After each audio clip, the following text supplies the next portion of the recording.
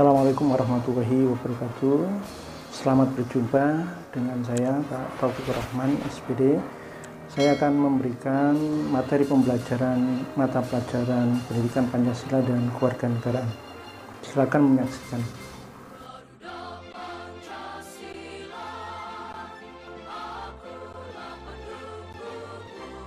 Pada awal pembelajaran PPKN kelas 9, kalian akan diajak untuk mempelajari materi tentang dinamika perwujudan Pancasila sebagai dasar negara dan anak-anak sekalian.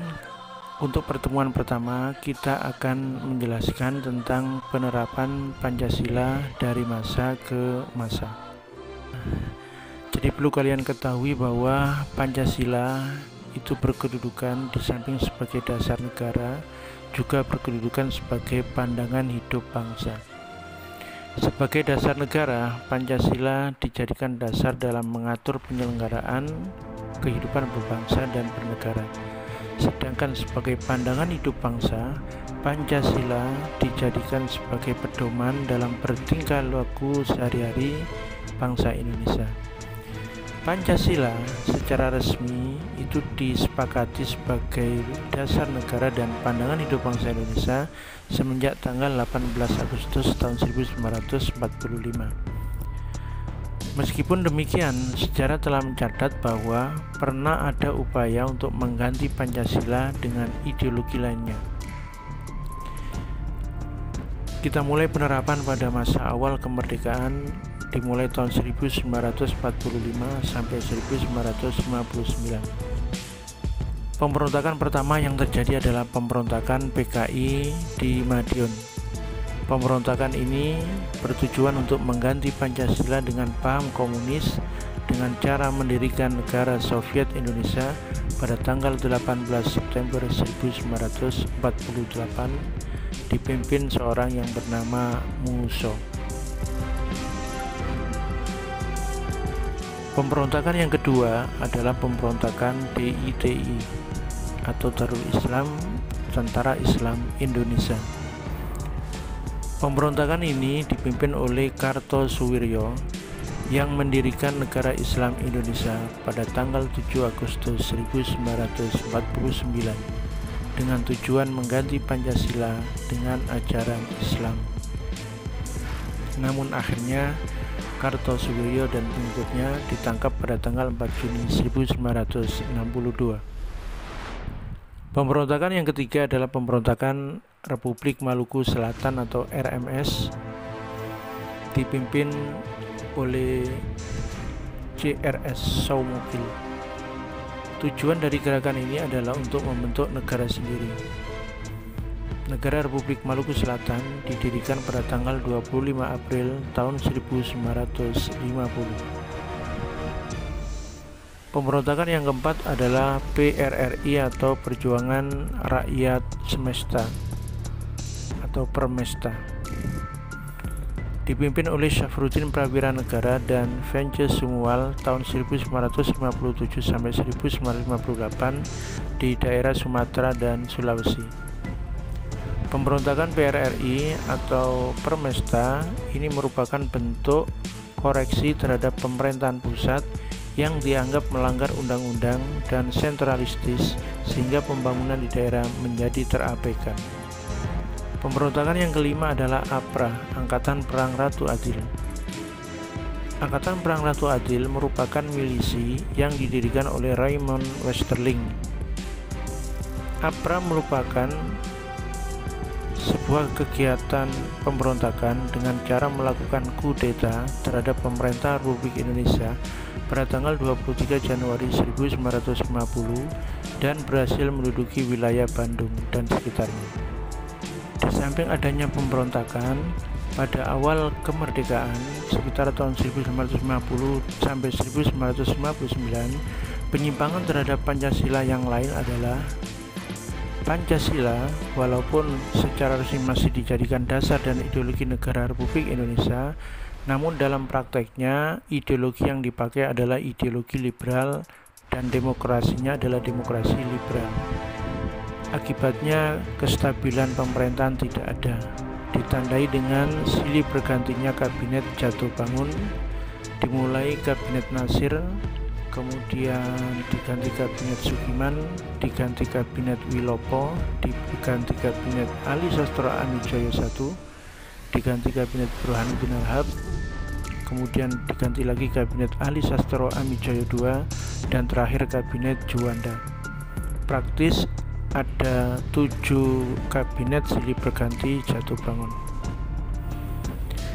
Menginjak ke masa yang kedua, yaitu masa Orde Lama, dimulai tahun 1959 sampai 1966. Masa ini sering disebut dengan masa demokrasi terpimpin. Penyimpangan yang terjadi pada masa ini antara lain: yang pertama, Presiden Soekarno ditetapkan sebagai presiden seumur hidup berdasarkan TAP MPRS nomor 20/MPRS tahun 1963 yang menyebabkan kekuasaan presiden semakin besar dan tidak terbatas. Kedua, Presiden mengeluarkan penetapan Presiden nomor 3 tahun 1960 tertanggal 5 Maret 1960 yang membubarkan DPR hasil pemilu 1955. Ketika Presiden membentuk MPRS yang anggota-anggotanya terdiri atas anggota DPR GR, utusan daerah, dan utusan golongan yang semuanya diangkat serta diberhentikan oleh Presiden. Pada masa demokrasi terpimpin ini terjadi satu pemberontakan, yaitu pemberontakan G30S PKI atau Gerakan 30 September Partai Komunis Indonesia yang bertujuan untuk mendirikan negara Indonesia sebagai negara komunis. Pemberontakan ini dipimpin oleh DN Aidit dan Letkol Untung. Pemberontakan ini akhirnya dapat digagalkan. Kita masuk masa yang ketiga, masa Orde Baru, mulai tahun 1966 sampai 1998. Orde Baru adalah masa pemerintahan yang dipimpin oleh Jenderal Soeharto dengan konsep demokrasi Pancasila. Pada masa pemerintahan Orde Baru ada beberapa kelebihan. Yang pertama, visi pemerintahan Orde Baru adalah melaksanakan Pancasila dan UUD 1945 secara murni dan konsekuen. Kedua, pembangunan nasional dilaksanakan secara bertahap dan berkesinambungan melalui rencana pembangunan 5 tahun. Yang ketiga, program pembangunan tertuang di dalam garis-garis besar haluan negara. Namun demikian, Orde Baru juga punya kelemahan terkait penerapan Pancasila, antara lain: 1.